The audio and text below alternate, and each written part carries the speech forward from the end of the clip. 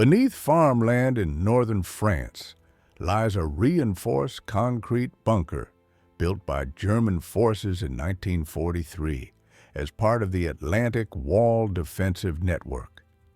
Sealed at the war's end and forgotten for 8 decades, the structure contained a concealed hatch beneath its flooring that led to a secondary chamber never recorded in occupation documents. A lone explorer enters the abandoned fortification, moving through empty gun positions and storage vaults, until discovering the hidden door that remained untouched since the final days of the war. The exploration reveals not only the layered architecture of wartime paranoia, but the physical evidence of decisions made in desperation as Allied forces closed in. The explorer approaches across open ground where wheat once grew, now overtaken by wild grass and scattered stone. The bunker entrance emerges from the earth like a wound that never healed. Concrete darkened by decades of rain, steel blast door half open and frozen in place by rust. Daylight reaches only a few meters inside. Beyond that, darkness holds the interior in permanent suspension. The explorer pauses at the threshold, then steps through. Inside, the temperature drops. The air is still and dense, carrying the smell of wet concrete and old metal. Footsteps echo against walls built to withstand bombardment, each step announcing human presence in a space designed to protect soldiers who are now dust. The explorer moves slowly, allowing eyes to adjust. A corridor extends forward, narrow and low, lined with iron brackets that once held ammunition crates. The floor is uneven, or cracked in places where groundwater has pushed upward through the foundation. Dim light filters through ventilation shafts, creating soft columns in the darkness that reveal particles drifting through stagnant air. This bunker was constructed in late 1943 as German High Command reinforced coastal defenses against the anticipated Allied invasion. It was not a frontline position, but a support structure designed to house reserve troops, store munitions, and coordinate communication between forward batteries and regimental command. The site was chosen for elevation and concealment, dug into a low ridge that provided natural cover while allowing observation of the surrounding farmland. Engineers worked through winter, pouring reinforced concrete walls 2 meters thick, installing steel doors designed to seal hermetically, and constructing ventilation systems that could sustain 30 men underground for 72 hours if chemical weapons were deployed above. The explorer reaches the first chamber. It is rectangular, 5 meters by 8, ceiling low enough to brush with an outstretched hand. Mounting brackets line the walls where bunks once hung in tiers. A ceramic sink remains bolted to concrete in the corner, the basin cracked but still whole, the faucet corroded into stillness. The explorer's flashlight moves across the space, revealing shadows where soldiers slept in shifts, breathing recycled air while awaiting orders that never came. There is no graffiti, no personal markings. The room is sterile in its abandonment, as if those who occupied it left no psychological trace, only the architecture of survival. Deeper into the structure, as the corridor forks, one passage leads to the gun position, the other descends toward the storage vault. The explorer chooses descent. Stairs cut into the concrete are worn smooth at the center from years of military boots climbing and descending. The walls close in. There are no windows here, no natural light. The only sound is breathing and the soft scrape of footsteps on stone. At the bottom, a steel door blocks the passage. The explorer pushes. It resists. Hinges seized, but the frame has shifted over decades and a gap remains. Pressure applied slowly opens the door wide enough to enter. The storage vault is larger than expected, a reinforced chamber 10 meters long where ammunition, medical supplies, and rations were stockpiled for prolonged siege. Metal shelving units remain bolted to the walls, and some collapsed under their own corrosion, others standing empty and skeletal in the beam of the flashlight. Wooden crates are stacked in the far corner, rotted through, contents long dissolved into pulp and mold. The ceiling here is higher, vaulted, to distribute the weight of earth and concrete above. The echo is different, longer, as if the room still holds the memory of voices issuing orders, counting inventory, preparing for a defense that was ultimately bypassed when Allied forces advanced through Belgium instead. The explorer crosses the vault slowly, stepping around debris and pooled water. Rats have nested in the corners, their presence marked by the droppings and the faint smell of decay. The floor is concrete poured in sections, seams visible where one pour ended and another began. In the center of the room, the explorer stops. The light catches something that does not belong, a rectangular outline in the floor, barely visible beneath decades of dust and mineral deposits. The seam is too straight, too deliberate. This is not a construction joint. This is a hatch.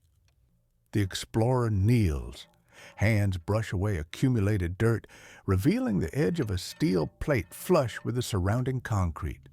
There is no handle, no obvious mechanism, only a narrow gap at one end, wide enough for fingers. The explorer inserts a pry bar into the seam and applies leverage. Metal groans. The plate shifts, lifting a centimeter, then another. Dust falls away as the hatch rises, hinges screaming with rust. The smell that emerges is different from the rest of the bunker. Colder, damper, untouched. Beneath the floor, a vertical shaft descends into deeper darkness. A ladder is bolted to the wall, rungs thick with corrosion but still intact.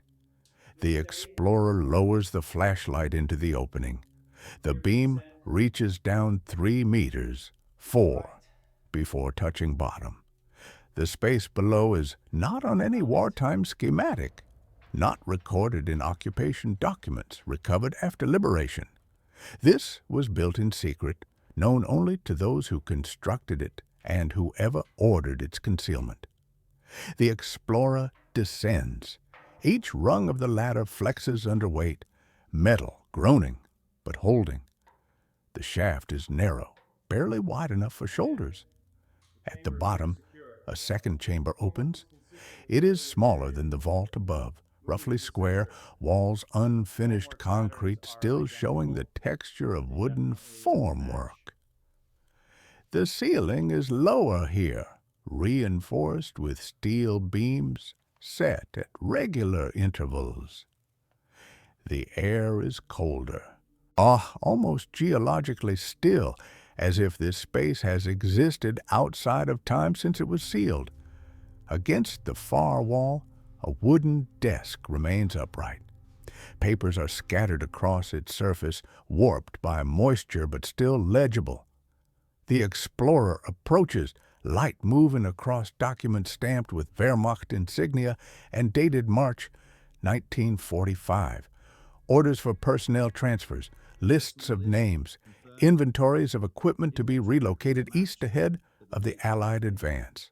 The handwriting is precise, bureaucratic, the language clipped and procedural even as the regime it served was collapsing. In the desk drawer, a sidearm rests wrapped in oiled cloth. Still functional, ammunition beside it in a rusted tin. Whoever worked here planned to defend this room or themselves if discovered. A metal filing cabinet stands in the corner, doors closed but unlocked. The explorer pulls the top drawer. Inside, folders contain maps, hand-drawn schematics of fortifications that were never completed, contingency plans for retreat that were never executed. The second drawer holds personal effects, letters written but never sent, photographs of families, a watch stopped at a specific hour that no longer matters. These objects were left behind intentionally, not in haste, but as a final act of severance. Whoever descended this ladder in the last days of the war chose not to carry these pieces of the past forward. The walls are bare, except for a single painted line running horizontally at chest height, marking a boundary or measurement no longer decipherable. The floor is dirt, compacted but uneven, and in the far corner, the explorer notices disturbance. A section of earth has been dug and refilled. The soil darker than the surrounding ground. The shape is rectangular, shallow, approximately 1 meter by 2 meters. The explorer does not excavate. Some questions are better left to silence. The bunker above fell silent in May 1945 when German forces surrendered and occupation troops withdrew or were captured. Allied intelligence swept the structure, cataloging munitions, disarming booby traps, and sealing the entrance to prevent civilian access. Standard procedure. The concealed hatch was never found. The chamber below was never inspected. Whoever used this room in the final weeks of the war locked it from above, replaced the hatch cover, and scattered enough debris across the vault floor to hide the seam. Whether they intended to return or simply wanted to bury what had occurred here remains unknowable. The space was designed for secrecy, and it succeeded. 80 years passed. The war ended. Soldiers died or aged, borders redrawn, governments replaced, the landscape above converted back to farmland. The hidden room waited beneath it all, preserved by accident and obscurity. The explorer ascends the ladder, leaving the chamber as it was found. The hatch closes with effort, metal scraping against metal, until the seam disappears again beneath dust.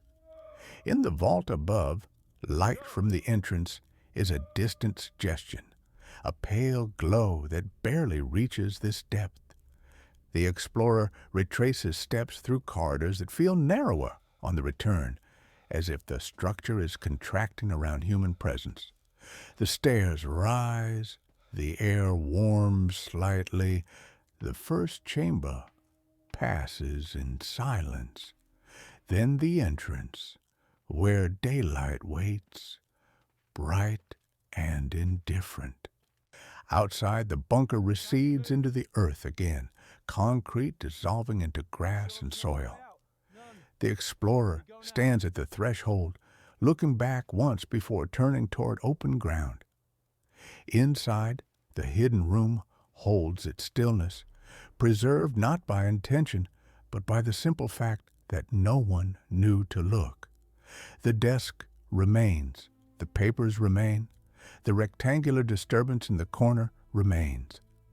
Silence is not the absence of history, but its most faithful witness.